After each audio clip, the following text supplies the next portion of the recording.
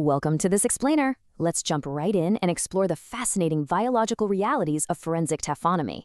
You know, when a life ends, a highly predictable, incredibly complex biological clock starts ticking. From the exact moment of biological death, nature follows a strict set of rules to break down organic matter and recycle it back into the ecosystem. But what happens when nature actually breaks its own rules? Today, we're going to look at the science of human decomposition and, more importantly, the extreme environmental anomalies that can completely stop that biological clock in its tracks. I mean, it literally sounds like science fiction, right? What actually happens when the biological clock freezes? Well, it is a very real, very difficult challenge for forensic investigators. Under normal circumstances, standard decay progresses at a predictable rate. But under some highly specific environmental conditions, that decay can be dramatically interrupted. The body effectively hits the pause button on decomposition. It can preserve itself in ways that leave soft tissue and crucial evidence entirely intact for decades or even centuries. So how does this happen? Let's take a look. Here's a quick roadmap for our explainer. First, we'll look at the engines of decay, then the 5 stages of decomposition. After that, we dive into the mummification exception, the adipocere anomaly, and finally, how all of this alters the forensic timeline. Okay, Section 1, the engines of decay, specifically autolysis and putrefaction. Before we even see any changes with the naked eye, there is a microscopic war being waged at the cellular level. To really anchor our understanding here, we have to differentiate between clinical death and biological death.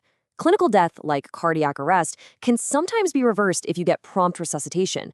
But biological death, that's the absolute point of no return. Once oxygen is permanently cut off, brain cells, which are incredibly sensitive, begin to die within minutes. This cellular failure is the trigger that makes the body's tissue susceptible to immediate, irreversible breakdown. Check out this stark contrast between the two main mechanisms driving decomposition. On the left, we have autolysis. This is literally the body digesting itself from the inside out. Once oxygen stops flowing, cells rupture and release hydrolytic enzymes that start consuming the very tissues they used to support. This kicks off fast in high-energy organs like the liver and brain. Then, on the right, is putrefaction. Operating on a totally parallel track, this is the microbial takeover. Bacteria that naturally hang out in our gastrointestinal tract suddenly get free rein. They spread like wildfire, consuming the cellular contents released by autolysis.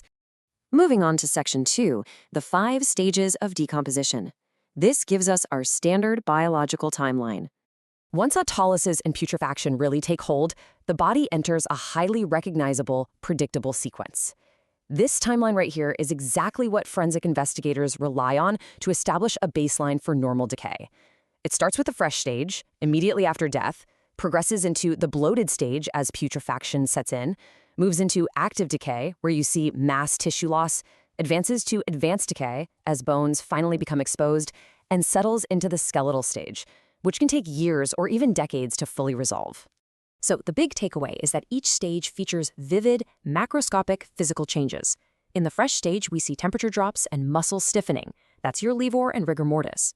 In the bloated stage, those putrefying bacteria we talked about are producing massive amounts of anaerobic gas, which swells the abdomen and causes skin slippage.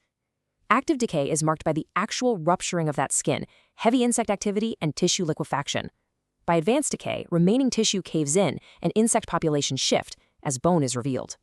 Finally, in the skeletal stage, the decomposition engine essentially runs out of gas, and the degradation of the remaining bone slows down dramatically. All right, let's jump to Section 3, the mummification exception. We are talking about extreme desiccation. So what happens when the environment just refuses to cooperate with standard decay? When we hear the word mummification, we instantly think of ancient Egypt, right? But in forensic taphonomy, it's a naturally occurring process of extreme desiccation. Remember how putrefaction relies on bacteria? Well, bacteria absolutely need moisture to survive and multiply. By rapidly sucking the moisture out of the tissues, mummification fundamentally starves the bacteria that drive the normal decomposition engine. The clock just stops. If you're out in the field, mummified remains are practically unmistakable. The skin takes on this dark brown discoloration and hardens into a tough, leathery texture. It looks almost exactly like old parchment paper. Because the body is losing so much moisture, there's pronounced shrinkage, which literally causes the skin to tear apart at the joints. Interestingly enough, thin individuals are highly susceptible to this because of lower fat reserves. The same goes for newborns. Their gastrointestinal tracts are relatively sterile, meaning they don't even have the bacteria to kickstart putrefaction from the inside out. Which brings us to Section 4, the adipocere anomaly, better known as the formation of grave wax. Now, driven by a completely opposite set of environmental conditions, we find adipocere, commonly called grave wax. This happens through a really fascinating chemical process called saponification. Basically, anaerobic bacteria interact with the body's triglycerides, hydrolyzing them and transforming normal body fat into a protective shell of fatty acid salts. Once this waxy armor forms, it blocks out other bacteria, completely halts further putrefaction, and can perfectly preserve internal organs for an incredibly long time. Just contrast these visual identifiers directly with the dry, leathery nature of mummification we just looked at. Adipocere is characterized by a yellowish, white, or gray coloring, with a really distinct, greasy, wax-like feel to it. Depending on the minerals in the surrounding soil, it can show up as a soft sodium-based paste, or it can harden into a brittle potassium-based armor shell. And because this process specifically targets adipose tissue, or fat, it is highly susceptible in obese individuals, females, and infants, who naturally carry different fat compositions. Finally, Section 5, altering the forensic timeline. Let's look at the rule versus the exception. We've established the rules, and we've seen the exceptions. But why are these preservation anomalies such a massive complication for forensic investigators? Well, look at how wildly different the environments have to be to trigger these anomalies. Mummification requires aggressive drying. Think of sun-baked deserts, high wind currents, or coarse, sandy soil that drains moisture instantly. Adipocere demands the exact opposite. It thrives in wet, waterlogged, anaerobic settings, or in fine grave soil with lots of clay and silt that traps moisture right up against the body. For forensic science, this whole process is a huge double-edged sword. On one hand, adipocere acts as a literal time capsule. Because it inhibits bacteria and repels insect and animal scavengers, it can preserve vital evidence perfectly. Investigators have literally found perfectly preserved toxicology evidence in internal organs, or intact hyoid bone fractures proving a cause of death, years after the fact.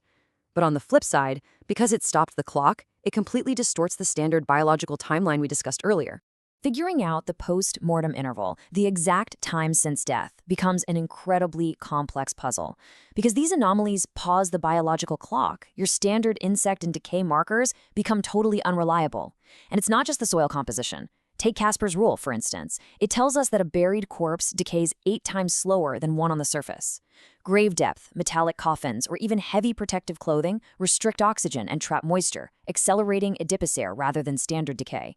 Most baffling of all, forensic taphonomists will often find remains where different body parts show entirely different decay stages at the exact same time.